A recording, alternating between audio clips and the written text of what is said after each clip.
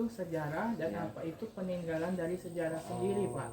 Gitu. Jadi saya akan menerangkan dasar ilmu tentang sejarah, kemudian benda-benda apa saja yang bisa dikatakan sejarah atau peristiwa apa saja sejarah itu, Pak.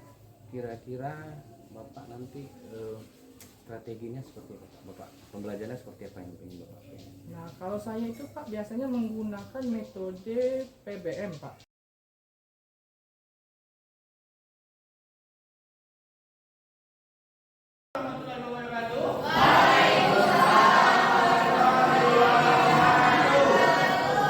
Jadi ada beberapa informasi yang ingin Bapak sampaikan ke kalian terkait pelajaran sejarah peningatan ya.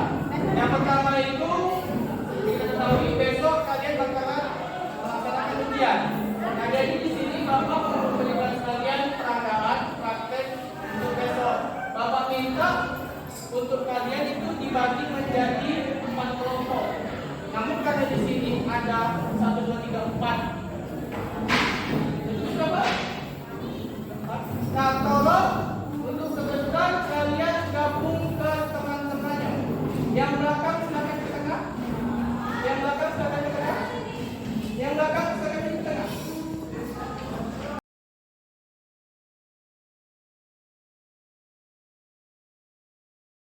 Ya, sama-sama Pak, senang saya berjumpa Bapak lagi.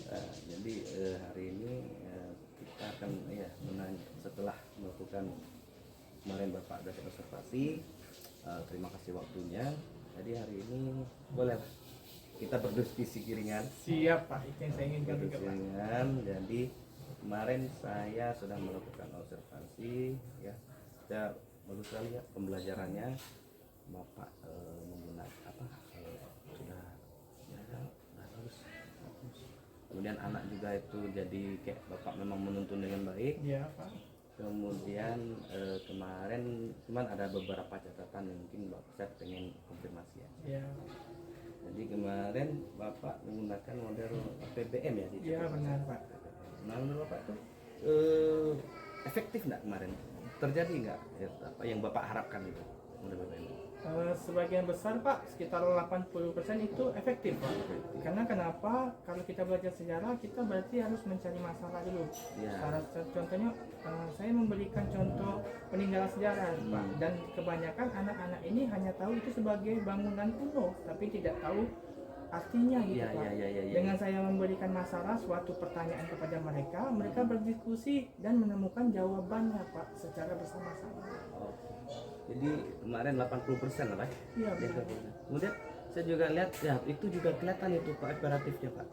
Ya anak itu pada Bapak kelompok itu Bapak milih kelompoknya gimana? Heterogen atau homogen atau apa Pak? Yang Bapak bikin ada kelompok A, kelompok B, kelompok C itu seperti apa Pak? Nah, saya kemarin itu Pak memilih kelompoknya heterogen Pak, karena di sini kan kita ingin meningkatkan daya pengetahuan mereka Pak, sehingga mereka lebih kritis dalam suatu pelajaran. Makanya kita berikan PBM, kemudian kita upayakan dengan kooperatif supaya mereka bisa bersuara dan mengungkapkan pendapatnya.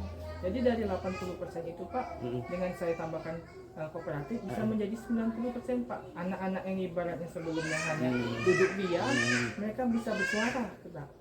Dan dalam artian menambahkan pengetahuan yang mereka tahu gitu Pak. Oke. Jadi ya tadi harus benar ya. Jadi Bapak tadi saya juga melihat itu ada kayak menggunakan IT Pak ya. Ya benar sekali Pak. Jadi Bapak mengcombine dengan kemajuan teknologi ya, itu seperti apa tuh? Boleh Bapak jelaskan sedikit? Oh jelas Pak, karena kenapa Pak? Di sini kan kita juga dituntut untuk menggunakan media Pak. Oh iya. Terutama kalau di pelajaran sejarah itu Pak, kita harus menampilkan peninggalan sejarah yang tidak mungkin saya bawa ke sini dalam bentuk aslinya. Maka itu seperti Bapak bilang tadi, saya menggunakan media IT-nya ya berupa komputer, infocus. Kemudian saya menggunakan media aplikasi Pak. Ya. Baik itu YouTube ataupun ini Pak bisa video dari 360 gitu yang nanti saya tampilkan di depan anak-anak sehingga anak-anak itu bisa merasa mereka melihat langsung dan menyentuh langsung peninggalan sejarah dan hasil akhirnya mereka bisa menilai sendiri, oh apa yang saya temukan bisa saya tuliskan di dalam pertanyaan yang saya berikan tadi Pak. Oke. Menurut apa yang masih maksudnya kan tadi Bapak masih 80%, 90%, berarti ada 10%-nya yang mungkin belum sempurna ya. Menurut Bapak itu apa sih, apa kekurangan Bapak gitu yang, atau kekurangan yang membuat tadi ada miss 20 atau sampai 10% itu apa nih? Gini Pak, jadi untuk kekurangan itu ada dua hal Pak. Ya. Yang pertama saya melihat itu dari kondisi anak Pak, Ya. karena kita mengetahui setiap anak memiliki personal yang berbeda dan pengetahuan yang berbeda. Ya, betul. Ditambah dengan minat mereka, ada yang mereka sangat minat dengan pembelajaran sejarah, namun ada yang tidak karena mereka cenderung membosankan katanya. Ya, betul. Nah, dengan begitu Pak, saya yang kedua tadi melihat kekurangannya juga adalah penggunaan IT kita yang masih terbatas Pak di sekolah, karena kita hanya memiliki beberapa infokus. Ya. Maka dari itu saya mengoptimalkan daya yang bisa saya lakukan. Jadi saya menggunakan media dan alat IT yang ada sehingga anak ini secara perlahan meningkat ini keberhasilannya. Seperti itu mungkin kekurangannya yang saya rasakan. Ya, betul. Jadi Bapak maksudnya yang menggunakan aset yang ada, Bapak tetap walaupun kita di sekolah kita masih kekurangan ya, benar, tapi Bapak gimana aja jangan sampai kita kekurangan itu menjadi hambatan. Benar sekali Pak. Oke, itu bagus sekali Pak, saya sangat apresiasi itu. Kemudian jadi tadi kekurangannya di sana, kemudian kedepannya menurut Bapak bagaimana untuk biar itu bisa lebih perfect atau sempurna, atau pembelajaran Bapak lagi lebih mungkin dari yang tujuan pembelajaran saya Pak, bagaimana saya membuat anak ini optimal dalam pengetahuan tentang sejarah adalah Pak, saya lebih lagi dalam pelajaran itu lebih aktif. Siswa ini saya tuntun dan saya dorong untuk mengeluarkan pendapat mereka sehingga pelajaran itu menjadi aktif Pak. Kemudian juga saya akan mencoba pelajaran di luar sekolah Pak dengan mengunjungi tempat-tempat sejarah. Jadi dengan begitu mereka menemukan teori dan menemukan praktek. Dan yang ketiga yang mungkin bisa saya lakukan, saya akan mencoba terus untuk mengajukan atau mengoptimalkan prasarana di sekolah agar lebih lengkap lagi, sehingga dalam pembelajaran saya juga didukung dengan prasarana yang membuat optimal sekali proses pembelajaran saya Pak, sehingga hasil akhirnya semua tujuan itu tercapai Pak, baik itu kompetisi inti atau kompetisi visinya gitu Pak. Jadi setidaknya tadi kesulitan Bapak mesti Bapak sudah punya solusi Pak. Saya sudah punya solusi dan coba saya upayakan untuk bisa dilakukan. Nah, cuman solusi itu apa hambatannya tadi Pak? Yang Bapak bilang tadi? Nah, oke. Pak, kalau untuk lebih yang pertama itu menggerakkan minat anak itu mungkin bisa saya atasi dengan bagaimana proses saya mengajar keaktifan saya Pak. Yang kedua, untuk membawa anak keluar ini Pak, kita membutuhkan beberapa hal Pak, diantaranya persetujuan sekolah, orang tua, dan kerjasama dengan tempat yang dituju Pak. Mungkin dalam hal itu kita kadang menemukan kendala teknis Pak, seperti ketika membawa anak keluar kita harus mengutamakan keamanan. Dan kemudian yang kedua adalah ketika kita menuju tempat yang kita tuju itu kita harus melewati proses administratifnya Pak. Mungkin itu yang menjadi agak sedikit ganjalan. Namun insya Allah tetap bisa dilalui. Dan yang ketiga Pak, yang sangat-sangat penting itu adalah prasarana Pak. Mungkin lebih lagi ditambahkan alat-alat IT seperti Infokus Pak, karena kita di sini berbagi Infokus untuk setiap kelas, sedangkan Infokusnya tidak mencapai kebutuhan semua kelas Pak, seperti itu. Jadi gimana tadi solusinya? Solusinya tadi kan hambatan, solusi menurut Bapak nih kedepannya, solusi dari diri Bapak untuk kedepannya seperti apa?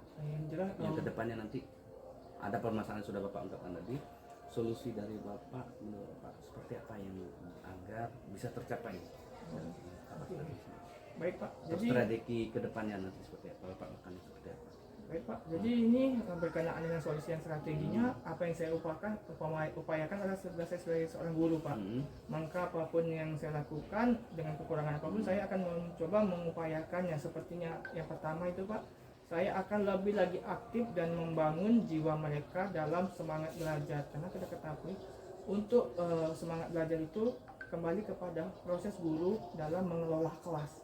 Jika seorang guru itu lebih aktif dan lebih support kepada siswa, maka siswa akan mengikuti. Itu solusi yang pertama. Yang kedua, untuk saya membawa mereka ke tempat praktek atau ke lapangan sejarah itu, saya akan mencoba bekerja sama dengan pihak luar tempat tujuan itu agar lebih perjalanannya lebih baik, sehingga di dalam sekolah saya sudah mendapatkan izin dari sekolah dan mendapatkan izin dari orang tua, tinggal bagaimana praktek kita atau penerapan kita pergi belajar lapangannya dengan berjalan lancar.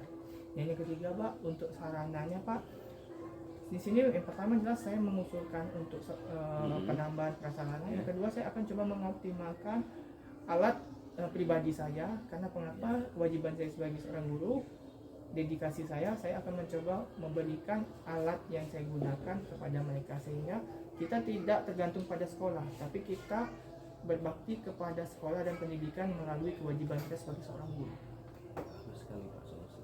Saya sangat mengapresiasi dan saya apresiasi dengan solusi Bapak. Kira-kira kapan Bapak memulai melakukan hal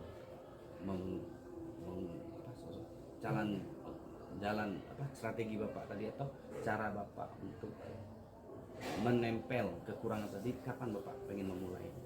Oke Pak, kalau untuk yang pertama proses pembelajaran itu terus berlangsung Pak. Kemudian untuk yang kita pergi ke lapangan itu Pak, itu sedang saya rencanakan di semester selanjutnya Pak. Ya. Karena semester selanjutnya itu lebih pemantapan. Ya.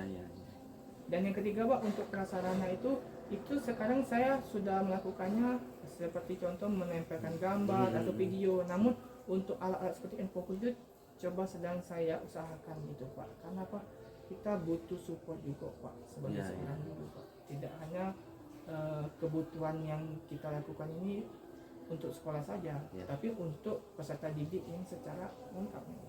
Kalau seandainya ada alternatif lain nggak Pak selain menggunakan media IT yang menurut Bapak lebih efektif, bisa menjadi alternatif seandainya kan dengan keadaan sekarang, misalnya Bapak itu ada alternatifnya nggak? Oke Pak, kalau untuk alternatifnya Pak, untuk pembelajaran sejarah ini kita kepada pelajaran yang ibaratnya melihat kepada suatu realita yang nyata, seperti bangunan candi, museum. Maka dari itu kita melihat purnawurupanya secara langsung, dan otomatis ya kita harus ke tempat itu Pak. Itu sangat efektif. Namun apabila kita tidak bisa ke tempat itu, kita berarti menampilkannya lewat media. Dan yang ketiga Pak, apabila kita tidak bisa menampilkan lewat media, otomatis kita harus membuat suatu laboratorium sejarah atau tempat seperti purnarupa ditaruh, sehingga anak itu bisa ke laboratorium itu dan melihat, oh seperti ini benda-benda yang dalam bentuk ukuran kecilnya Pak. Jadi mereka bisa langsung melihat, mengetahui dan bisa menilai sendiri Pak. Terima kasih Pak. Mudah-mudahan nanti ke depannya menjadi lebih baik. Terima kasih Pak. Sama-sama. Saya juga mohon maaf, mungkin saya ada salah dalam kegiatan kita. Oh, tidak. Ya, lancar saja kita Pak ya. Dari kemarin kita sebelum Bapak observasi, saya sudah beberapa kita berdiskusi, kemudian kemarin saya sudah juga melihat bagaimana Bapak mengajar dan saya sangat suka itu. Dan saya kaget juga, saya mikir kemarin tuh pembelajaran Bapak sudah bagus, namun Bapak merasa masih ada kekurangan.